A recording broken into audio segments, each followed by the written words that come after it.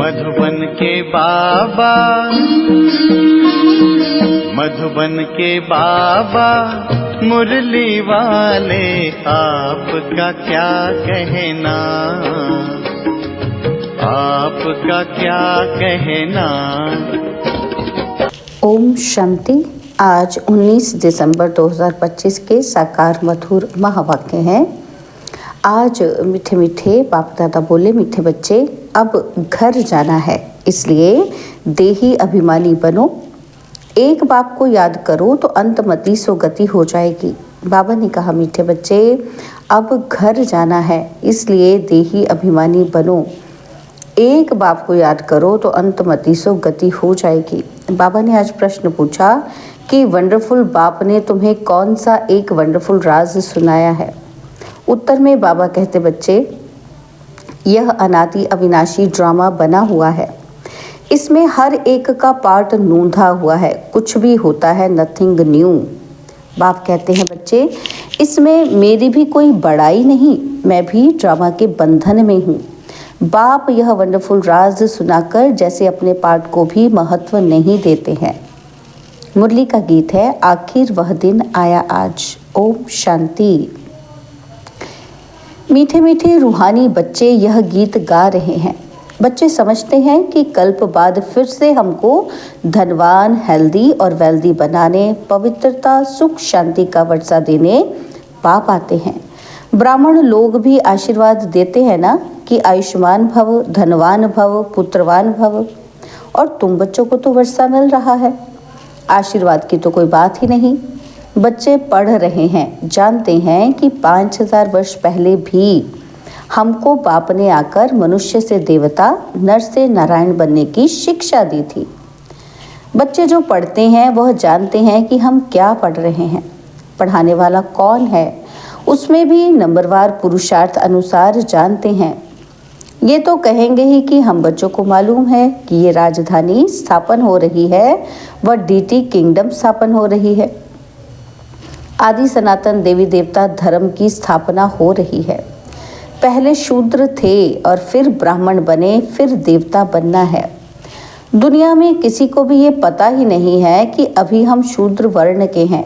तुम बच्चे समझते हो कि ये तो सत्य बात है। बाप सत्य बताकर सचखंड की स्थापना कर रहे हैं। सतयुग में झूठ, पाप आदि कुछ भी नहीं होता। कलयुग में ही अजामेल पाप आत्माएं होती हैं। ये समय बिल्कुल रौरव नर्क का ही है। दिन प्रतिदिन रौरव नर्क दिखाई पड़ेगा। मनुष्य ऐसा ऐसा कर्तव्य करते रहेंगे जो समझेंगे कि बिल्कुल ही तमो प्रधान दुनिया बनती जा रही है। इसमें भी काम महाशत्रु है। कोई मुश्किल पवित्र शुद्ध रह सकता है। आगे जंगम लोग कहते थे कि ऐसा कलयुग आएगा जो 12-13 वर्ष की कुमारियां बच्चा पैदा करेंगी। अब वह समय है। कुमार कुमारियां आदि सब गंद करते रहते हैं। जब बिल्कुल ही तमो प्रधान बन जाते हैं तब बाप कहते हैं, मैं आता हूँ, मेरा भी ड्रामा में पार्ट है, मैं भी ड्रामा के बंधन में बंधा हुआ हूँ। तुम बच्चों के लिए कोई नई बात नहीं है। बाप समझाते ही ऐसे हैं। चक्र लगाया, नाटक पूरा होता है। अब बाप को याद करो तो तुम सतो प्रधान बन, सतो प्रधान दुनिया के मालिक बन जाएंगे। कितना साधारण रीति समझाते हैं। बाप कोई अपने पाठ को इतना महत्व नहीं देते हैं। यह तो मेरा पाठ है, ये नई बात नहीं। हर 5000 वर्ष बाद मुझे आना पड़ता है। ड्रामा में मैं बंधायमान हूँ। आकर तुम बच्चों को बहुत सहज याद की यात्रा बताता हूँ। अंतमति सुगति वह इस समय के लिए ही कहा गया है। यह अंत काल है ना। बाप युक्ति बताते हैं, मामेकम याद करो तो सतो प्रधान बन जाएंगे। बच्चे भी समझते हैं कि हम नई दुनिया के मालिक बनेंगे। बाप घड़ी घड़ी कहते हैं, नथिंग न्यू। एक जिन की कहानी सुनाते हैं ना, उसने कहा काम दो तो कहा सीढ़ी उतरो और चढ़ो। बाप भी कहते हैं ये खेल भी उतरने और चढ़ने का है। पतित से पावन, पावन से पतित बनना है। ये कोई डिफिकल्ट बात नहीं है बहुत सहज। परंतु युद्ध कौन सी है यह ना समझने के कारण शास्त्रों में लड़ाई की बात लिख दी है। वास्तव में माया रावण पर जीत पाना तो बहुत बड़ी लड़ाई है। बच्चे देखते हैं कि हम घड़ी घड़ी बाप को याद करते हैं, फिर याद टूट जाती है। माया दीवा बुझा देती है। इस पर गुलब काबली की भी कहानी है ना। तो बच्चे जीत पाते हैं, बहुत अच्छे चलते हैं, फिर माया आकर दीवा बुझा देती है। बच्चे भी कहते हैं कि बाबा, माया के तूफान तो बहुत आते हैं। तूफान भी अनेक प्रकार के बच्चों के पास आते हैं। कभी कभी तो ऐसा जोर से तूफान आता है जो 8-10 वर्ष के पुराने अच्छे अच्छे झाड़ भी गिर पड़ते हैं। बच्चे जानते हैं, वर्णन भी करते हैं कि अच्छे अच्छे माला के दाने थे, आज है ही नहीं। ये भी मिसाल है। गज को ग्राह ने खाया, ये है माया का तूफान। बाप कहते हैं, इन 5 विकारों से संभाल रखते रहो। याद में रहेंगे तो मजबूत हो जाएंगे। देही अभिमानी बनो। ये शिक्षा बाप की एक ही बार मिलती है। ऐसा कभी और कोई कहेंगे ही नहीं कि तुम आत्म अभिमानी बनो। सत्युग में भी ऐसा नहीं कहेंगे। नाम रूप देश काल सब याद रहता ही है। इस समय तुमको समझाता हूँ। क्या समझाते हैं बाबा? कि अब घर वापस जाना है। तुम पहले सतो प्रधान थे। सतो रजो तमो में तुमने पूरे 84 जन्म लिए हैं। उसमें भी नंबर 1 ये ब्रह्मा है। औरों के 83 जन्म भी हो सकते हैं, लेकिन इनके लिए पूरे 84 जन्म हैं। यह पहले पहले श्री नारायण थे। इनके लिए कहते गोया सबके लिए समझ जाते। बहुत जन्मों के अंत में ज्ञान लेकर फिर वह नारायण बनते हैं। झाड़ में भी दिखाया है ना। यहाँ श्री नारायण और पिछाड़ी में ब्रह्मा खड़ा है। नीचे राजयोग सीख रहे हैं। प्रजापिता को कभी परम पिता नहीं कहेंगे। परम पिता एक को कहा जाता है, प्रजापिता फिर इनको कहा जाता। यह देहधारी हैं, वह विदेही विचित्र हैं। लौकिक बाप को पिता कहेंगे, इनको प्रजापिता कहेंगे। वह परम पिता तो परम धाम में रहते हैं, प्रजापिता ब्रह्मा परम धाम में नहीं कहेंगे। वह तो यहाँ साकारी दुनिया में हो गया, सूक्ष्म वतन में भी नहीं है। प्रजा तो है स्थूल वतन में। प्रजापिता को भगवान नहीं कहा जाता है। भगवान का कोई शरीर का नाम नहीं। मनुष्य तन जिस पर नाम पड़ते हैं उनसे वह न्यारा है। आत्माएं वहाँ रहती हैं तो स्थूल नाम रूप से न्यारी हैं, परंतु आत्मा तो है ना। साधु संत आदि सिर्फ घर बार छोड़ते हैं, बाकी दुनिया के विकारों के अनुभवी तो है ना। छोटे बच्चे को कुछ भी पता नहीं रहता, इसलिए उनको महात्मा कहा जाता है।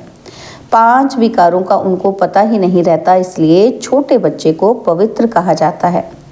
इस समय तो कोई पवित्र आत्मा हो नहीं सकती। छोटे से बड़ा होगा फिर भी पतित तो कहेंगे ना। बाप समझाते हैं कि सबका अलग अलग पार्ट इस ड्रामा में नूंधा है। इस चक्र में कितने शरीर लेते हैं, कितने कर्म करते हैं, जो सब फिर रिपीट होना है। पहले पहले आत्मा को पहचानना है। इतनी छोटी आत्मा में 84 जन्मों का अविनाशी पार्ट भरा हुआ है। यही है सबसे वंडरफुल बात। आत्मा भी अविनाशी है, ड्रामा भी अविनाशी है, बना बनाया है। ऐसे नहीं कहेंगे कि कब से शुरू हुआ। कुदरत कहते हैं ना, तो आत्मा कैसी है, ये ड्रामा कैसे बना हुआ है, इसमें कोई कुछ भी नहीं कर सकता। जैसे समुद्र अथवा आकाश का अंत नहीं निकाल सकते, यह अविनाशी ड्रामा है। कितना वंडर लगता है। जैसे बाबा वंडरफुल ज्ञान, वैसे ज्ञान भी बड़ा वंडरफुल है। जैसे बाबा वंडरफुल, वैसे बाबा का ज्ञान भी बड़ा वंडरफुल है। कभी कोई बता न सके, इतने सब एक्टर्स अपना अपना पार्ट बजाते ही आते हैं। नाटक कब बना, ये कोई प्रश्न उठा नहीं सकता। बहुत कहते हैं कि भगवान को क्या पड़ी थी जो दुख सुख की दुनिया बैठ बनाई। अरे ये तो अनादि है, प्रलय आदि होती नहीं, बनी बनाई है। ऐसे थोड़ी कह सकते कि ये क्यों बनाई। आत्मा का ज्ञान भी बाप तुमको तब सुनाते हैं जब समझदार बनते हो, तो तुम दिन प्रतिदिन उन्नति को पाते रहते हो। पहले पहले तो बाबा बहुत थोड़ा थोड़ा सुनाता था। वंडरफुल बातें थी, फिर भी कशिश तो थी ना, उसने खींचा। भट्टी की भी कशिश थी। शास्त्रों में फिर दिखाया है, कृष्ण को कंसपुरी से निकाल ले गए। अब तुम जानते हो कि कंस आदि तो वहाँ होते ही नहीं। गीता, भागवत, महाभारत ये सब कनेक्शन रखते हैं। है तो कुछ भी नहीं। समझते हैं कि ये दशहरा आदि तो परंपरा से चला आता है। रावण क्या चीज़ है ये भी कोई जानते नहीं। जो भी देवी देवता थे वो नीचे उतरते उतरते पतित बन गए हैं। रड़ियाँ भी वह मारते हैं जो जास्ती पतित बने हैं, इसलिए पुकारते भी हैं कि हे पतित पावन। ये सब बातें बाप ही बैठ समझाते हैं। सृष्टि चक्र के आदि मध्य अंत को और कोई नहीं जानते। तुम जानने से चक्रवर्ती राजा बन जाते हो। त्रिमूर्ति में लिखा हुआ है कि ये तुम्हारा ईश्वरीय जन्म सिद्ध अधिकार है। ब्रह्मा द्वारा स्थापना, शंकर द्वारा विनाश, विष्णु द्वारा पालना। विनाश भी जरूर होना है। नई दुनिया में बहुत थोड़े होते हैं, अभी तो अनेक धर्म है। समझते हैं एक आदि सनातन देवी देवता धर्म है नहीं, फिर जरूर वह एक धर्म चाहिए। महाभारत भी गीता से संबंध रखती है। ये चक्र फिरता रहता है, एक सेकंड भी बंद नहीं हो सकता। कोई नई बात नहीं है। बहुत बड़ी राजाई ली है। जिसका पेट भरा हुआ होता है वह गंभीर रहते हैं। अंदर में समझते हो कि हमने कितनी बार राजाई ली थी। कल की ही बात है ना। कल ही देवी देवता थे, फिर चक्र लगाए, आज हम पतित बने हैं। फिर हम योग बल से विश्व की बादशाही लेते हैं। बाप कहते हैं कल्प कल्प तुम ही बादशाही लेते हो, जरा भी फर्क नहीं पड़ सकता। राजाई में कोई कम कोई ऊंच बनेंगे, ये पुरुषार्थ से ही होता है। तुम जानते हो पहले हम बंदर से भी बदतर थे, अब बाप मंदिर लायक बना रहे हैं।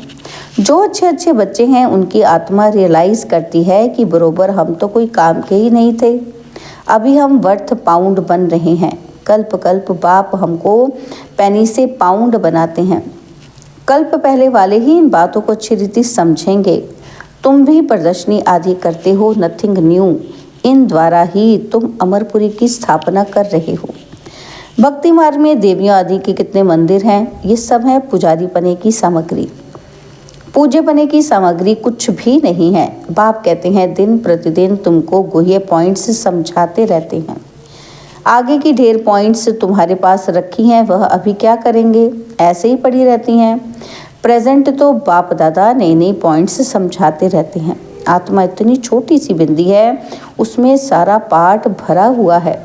ये पॉइंट्स कोई आगे वाली कॉपियों में थोड़ी होंगी। फिर पुरानी पॉइंट्स तो तुम क्या करोगे। बाबा कहते पिछाड़ी की रिजल्ट ही काम आती है। बाप कहते हैं कल्प पहले भी तुमको ऐसे ही सुनाया था। नंबरवार पढ़ते रहते हैं, कोई सब्जेक्ट में नीचे ऊपर होते हैं।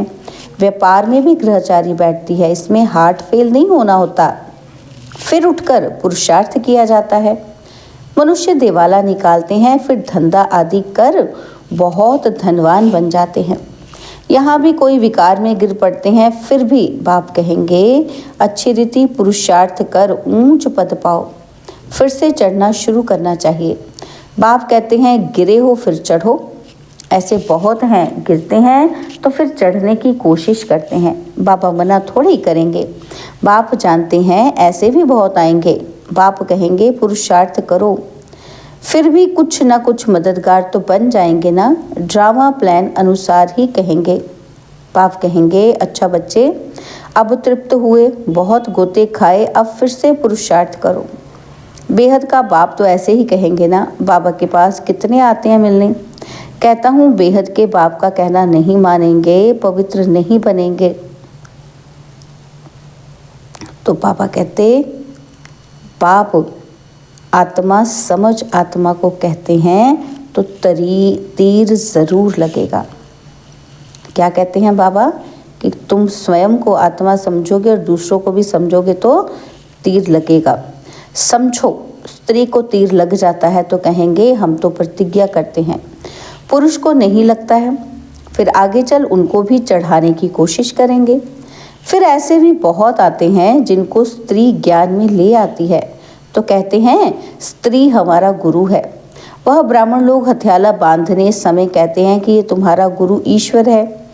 यहाँ बाप कहते हैं तुम्हारा एक ही बाप सब कुछ है। मेरा तो एक, दूसरा न कोई, सब उनको ही याद करते हैं। उस एक से ही योग लगाना है। यह देह भी मेरी नहीं। अच्छा, मीठे मीठे सिकिलते बच्चों प्रति माता पिता बाप दादा का याद प्यार और गुड मॉर्निंग। रूहानी बाप की रूहानी बच्चों को नमस्ते। हम रूहानी बच्चों की रूहानी बाप दादाजी को दिलवा जान सिकवा प्रेम से नमस्ते। ओम शांति। प्यारे बाबा, मीठे बाबा, मेरे बाबा, शुक्रिया बाबा, शुक्रिया बाबा, शुक्रिया। धारणा के लिए मुख्य सार है। पहला पॉइंट है, कोई भी ग्रहचारी आती है तो फिर दिल शिकस्त होकर बैठ नहीं जाना, फिर से पुरुषार्थ कर बाप की याद में रह ऊंच पद पाना है। स्वयं की स्थिति याद से ऐसी मजबूत बनानी है जो कोई भी माया का तूफान वार न कर सके। विकारों से अपनी संभाल करते रहना है।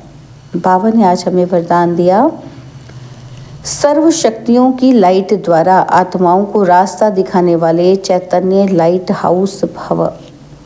सर्व शक्तियों की लाइट द्वारा आत्माओं को रास्ता दिखाने वाले चैतन्य लाइट हाउस भव। यदि सदा इस स्मृति में रहो कि मैं आत्मा विश्व कल्याण की सेवा के लिए परम धाम से अवतरित हुई हूँ, तो जो भी संकल्प करेंगे, बोल करेंगे, उसमें विश्व कल्याण समाया हुआ होगा। और यही स्मृति लाइट हाउस का कार्य करेगी। जैसे उस लाइट हाउस से एक रंग की लाइट निकलती है, ऐसे आप चैतन्य लाइट हाउस द्वारा सर्व शक्तियों की लाइट आत्माओं को हर कदम में रास्ता दिखाने का कार्य करती रहेगी। स्लोगन है, स्नेह और सहयोग के साथ शक्ति रूप बनो तो राजधानी में नंबर आगे मिल जाएगा। स्नेह और सहयोग के साथ शक्ति रूप बनो तो राजधानी में नंबर आगे मिल जाएगा। बाबा के अव्यक्त इशारे, अब संपन्न व कर्मातीत बनने की धुन लगाओ। बाबा कहते जैसे कर्म में आना स्वाभाविक हो गया है, वैसे कर्मातीत होना भी स्वाभाविक हो जाए। कर्म भी करो और याद में भी रहो। जो सदा कर्मयोगी की स्टेज पर रहते हैं वह सहज ही कर्मातीत हो सकते हैं। जब चाहे कर्म में आएं और जब चाहे न्यारे बन जाएं, ये प्रैक्टिस कर्म के बीच बीच में करते रहो। अच्छा, ओम शांति।